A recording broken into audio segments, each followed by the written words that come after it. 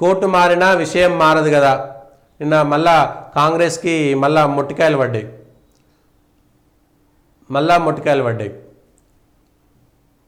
ఏది కబ్జా కోర్లకు ఒక రూలు, సర్కారుకు ఒక రూలు. వాట్ ఈస్ దిస్ అధ్యక్ష? బెయిల్ వచ్చిందా ఇచ్చారా? ఈ రెండింటిలో ఏది కరెక్ట్ అంటూ సోషల్ మీడియాలో కాంగ్రెస్ చేసిన ప్రచారంపై సోషల్ మీడియా ఉందని రాజకీయ నాయకులు ఇష్టం ఉన్నట్టుగా ఇవి అట్లాంటే దారుణంగా సోషల్ మీడియా వచ్చిన తర్వాత మనుషుల్లో ఉండేటువంటి వికృత చేష్టలన్నీ, వికృత రూపాలన్నీ కూడా బయట పెట్టుకుంటున్నారు. సోషల్ మీడియాలో అవతల వ్యక్తి యొక్క వ్యక్తిత్వాన్ని హననం చేస్తున్నారు. అవతల వ్యక్తికి సంబంధించినటువంటి రాజకీయ నాయకులు. ఇగో సుప్రీంకోర్టు మళ్ళా నిన్న కూడా ఇదే రేవంత్ రెడ్డి గారు ఆల్రెడీ విచారం వ్యక్తం చేసినాక కూడా సుప్రీంకోర్టు మళ్ళా సీరియస్ అయింది ఈ విషయంలో. ఇంతకంటే దారుణం ఏముంటుంది? సోషల్ మీడియా ఉందని ఏ పార్టీ వాళ్ళైనా సరే, ఇండివిజువల్గా ఉండేటోళ్ళైనా సరే సోషల్ మీడియాలో ఇబ్బడి ముబ్బడిగా ఇష్టం ఉన్నట్టుగా వ్యాఖ్యలు చేయడం, ఇష్టం ఉన్నట్టుగా మాట్లాడడం, ఏది పడితే అదే అనేటువంటిది చేతిలో ఉంది కదా అని చెప్పేసి ఇప్పుడే అనుకున్నాం కదా ప్రకృతి విపత్తు. ఇది కూడా ఒక స్టేజ్ పోయిన తర్వాత విపత్తుకు వినాశనానికి దారి తీస్తుంది సోషల్ మీడియాలో కూడా. నిన్న సుప్రీంకోర్టు చెప్పింది సోషల్ మీడియా మన చేతిలో ఉంది కదని ఏది పడుతుంది తాత్కాలికంగా మనం బూతులు మాట్లాడినా, మనం ఏం చేసినా సరే జనాలు మనల్ని లైక్ చేస్తున్నారు, మనల్ని ఫాలో చేస్తున్నారు అనేటువంటి దాంతో, లేకపోతే అవతలి వ్యక్తిని ఏది పడితే అది అనొచ్చు సోషల్ మీడియా కాబట్టి అని కనీసం ఒక హద్దు అదుపు లేకుండా వెళ్ళిపోతున్నాయి. వ్యక్తులుగా అట్లా వెళ్ళిపోతున్నారు. పార్టీ పరంగా ఉండేటువంటి సోషల్ మీడియాలో కూడా ఒక హద్దులు దాటిపోతున్న దానికి ఇగో సుప్రీంకోర్టు చెప్పింది అంటే తమకు తగిలింది కాబట్టి కాంగ్రెస్ వాళ్ళు ఇష్టం ఉన్నట్టు మాట్లాడారు. కవితకు బెయిల్ వస్తే ఇక మొత్తం మాదే అన్నట్టు. మరి నిన్న విజయ్ నాయర్కు బెయిల్ వచ్చింది, సిసోడియాకు బెయిల్ వచ్చింది, అరవింద్ కేజ్రీవాల్కు బెయిల్ వచ్చింది, మధ్యలో మళ్ళా వేయండు, ఇప్పుడు విజయ్ నాయర్కు కూడా వచ్చింది. దానికి ఎవరు బాధ్యత వహించాలి?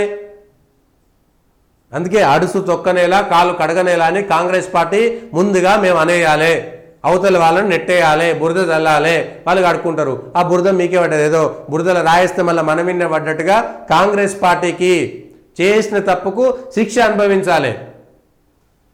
ఎవరైనా సరే, మీరు ఏ పార్టీ సోషల్ మీడియా వాళ్ళైనా సరే ఒక హద్దు అదుపు లేనటువంటి విధంగా మాట్లాడేటువంటి భాష కానీ రాజకీయ నాయకులకు తగిన శాస్త్రి జరగాల్సిందే ఈ విషయంలో. ఏది పడితే అది మాట్లాడడం, ఎంత పడితే అంత మాట్లాడడం, నోరుంది కానీ ఇష్టం ఉన్నట్టుగా అవతల మీద మాట్లాడడం. అమ్మయ్యా ఇవాన్ని తిట్టేసినా నాకంతా కడుపు ఖాళీ అయిపోయింది, కడుపు ఉబ్బిపోయింది, అంతా పోయింది అనేటువంటి విధంగా ఇంత దారుణమా? ఒక పద్ధతి పాడు సమాజంలో మనం కలిసి ఉన్నామనేటువంటి విషయాన్ని కూడా మర్చిపోతున్నాం. మనమంతా ఒక సమాజంలో ఉన్నటువంటి మనుషులవన్నీ కూడా మర్చిపోయి ఆ విషయాన్ని మర్చిపోయి విషాన్ని వెళ్ళగక్కేటువంటి పరిస్థితే. అందుకనే ఇవాళ పరిస్థితి న్యాయ వ్యవస్థ మీదికి పోయింది కాబట్టి వాళ్ళు ఇవాళ మాట్లాడారు. బెయిల్ వచ్చింది, ఎవరి వల్ల వచ్చింది అనేటువంటిది. ఇవాళ సుప్రీంకోర్టే చెప్పింది కాంగ్రెస్ నాయకులకు సమాధానం. మేం బెయిల్ ఇస్తే ఒక పార్టీకి అంటగట్టతారా అనేటువంటి కోపం ఇవాళ కాంగ్రెస్ పార్టీకి వచ్చింది. ఒక్కసారి ఆలోచించుకోవాలి. మొన్న కూడా అట్లనే మార్పింగ్ చేసి ఆ రిజర్వేషన్ల అంశంలో ఏది పడితే అది మాట్లాడడం, మార్పింగ్ చేసి ఎవరైనా సరే ఒక ఉపన్యాసం ఇస్తే ఆ ఉపన్యాసంలో ఏదో మాట్లాడితే మధ్యలోకి వెళ్ళి ఆ 10 సెకండ్లు 20 సెకండ్ల బిట్లన్నీ కట్ చేసుకొని దాన్ని ఇష్టం ఉన్నట్టుగా వాడేసుకొని ఏది పడితే అది ఎప్పుడూ మాట్లాడిందని ఇప్పుడు తీసుకొచ్చి ఇప్పుడు మాట్లాడింది ఇప్పుడు దానికి కలిపేసి సోషల్ మీడియా వచ్చిన తర్వాత ఇంకా సోషల్ మీడియాతోటే ఇంత దారుణం ఉందంటే ఇంకా ఆర్టిఫిషియల్ ఇంటెలిజెన్స్ వచ్చిన తర్వాత ఇంకా దారుణం. ఒక మనుషులకు అవతలి వాళ్ళు కూడా మనుషులైనటువంటి విషయాన్ని మర్చిపోయేటువంటి ప్రయత్నం ఇవాళ సుప్రీంకోర్టుకు తప్పింది కాబట్టి వాళ్ళకు తగిలింది కాబట్టి సోషల్ మీడియాలో ఏది పడితే అది ఇట్లనే ఉంటుందా? ఓటుకు నోటు కేసులో నిందితుడిగా ఉన్న రేవంత్ రెడ్డి మధ్య హోంశాఖ ఉందని న్యాయవాది మరోసారి ధర్మాసనం దృష్టికి తీసుకొచ్చారు. ఇప్పుడు ఇవన్నీ చేసి ఏమైంది? రేవంత్ రెడ్డి గారు ఇరుక్కపోయారు. ఓటుకు నోటు కేసులో అంతకు ముందేమో ఏ రాష్ట్రంలో ఉన్న న్యాయం ఒకటే ఉంటుంది తప్పితే ఎవరి ఒత్తిడో మా మీద ఉండదు అనేటువంటిది గతంలో ఇదే ఓటుకు నోటు కేసులో ఈ రాష్ట్రం నుంచి కాకుండా పక్క రాష్ట్రానికి వెళ్ళి దాన్ని విచారణ చేయాలనేటువంటి కేసు విషయంలో న్యాయమూర్తులు ఇచ్చినటువంటి మాట. కానీ ఇప్పుడు అదే న్యాయమూర్తులు ఏమంటున్నారు? ఇష్టం ఉన్నట్టుగా మాట్లాడతారా? 2 వారాల్లోపు ముఖ్యమంత్రి సమాధానం చెప్పాలి. ఇగో మీ అత్యుత్సాహము, మీ సోషల్ మీడియా అత్యుత్సాహము ముఖ్యమంత్రిని ఇరికిచ్చింది. ఏకంగా మీ నాయకుల అత్యుత్సాహము మీ ప్రభుత్వాన్ని ఇరికిచ్చింది, మీ ముఖ్యమంత్రి గారిని ఇరికిచ్చింది. మనకందరికీ ముఖ్యమంత్రి, కానీ కాంగ్రెస్ పార్టీ నాయకులు చేసినటువంటి వ్యాఖ్యల వల్ల వాళ్ళ రేవంత్ రెడ్డి గారే ఇబ్బంది పడుతున్నారు కదా.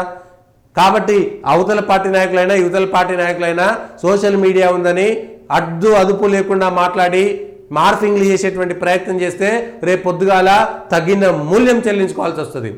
లేదు మీరు విమర్శ చేయండి. ఇదే విషయంలో హైడ్రా విషయంలో గతంలో ఇదే ఏబిఎన్లో ఇచ్చినటువంటి ఇంటర్వ్యూలో రేవంత్ రెడ్డి గారు చెప్పారు, ఒక వ్యక్తి 200 గజాలో 100 గజాలో 400 గజాలో జీతం తీసుకొని కష్టపడి ఇండ్లు కట్టుకుంటే నువ్వు నోటీస్ లేకుండా ఇష్టం ఉన్నట్టుగా కూలిస్తే ఎట్లా అని రేవంత్ రెడ్డి గారు మాట్లాడింది వాళ్ళ సోషల్ మీడియాలో హైలైట్ అవుతున్నది. అట్లాంటివన్నీ తీసుకొచ్చి ముంగడ పెట్టండి. ఒకే అంశం పైన మీరు ప్రభుత్వంలో ఉంటే ఒక రకంగా, ప్రతిపక్షంలో ఉంటే ఒక రకంగా ఎట్లా మాట్లాడతారని మీరు తీసుకురండి. ఇదే కేటీఆర్ గారు హరీష్ రావు గారు గత సర్కారులో వరదలు వచ్చినప్పుడు కరువు వచ్చినప్పుడు స్పందించిన విధానాన్ని తీసుకొచ్చి ఇగో మీ ప్రభుత్వంలో ఉన్నప్పుడు ఇట్లా చేస్తారని చెప్పండి. అంతేకాని వ్యక్తిగత దూషణ భూషణలు అనేటువంటివి శోభనివ్వవు అనేటువంటి విషయాన్ని ఒకసారి గుర్తు చేసుకోవాలి. ఇవాళ కాంగ్రెస్ పార్టీ తన ఉచ్చులో తానే పడింది, తన వీళ్ళతో తనే కంటిని పొడుచుకున్నది. ఇక వాళ్ళు తీసుకున్న గోతులో వాళ్ళే పడ్డారు. అది కాంగ్రెస్ పార్టీకి ఏకంగా ముఖ్యమంత్రి గారికి వచ్చినటువంటి కష్టం మామూలుది కాదు.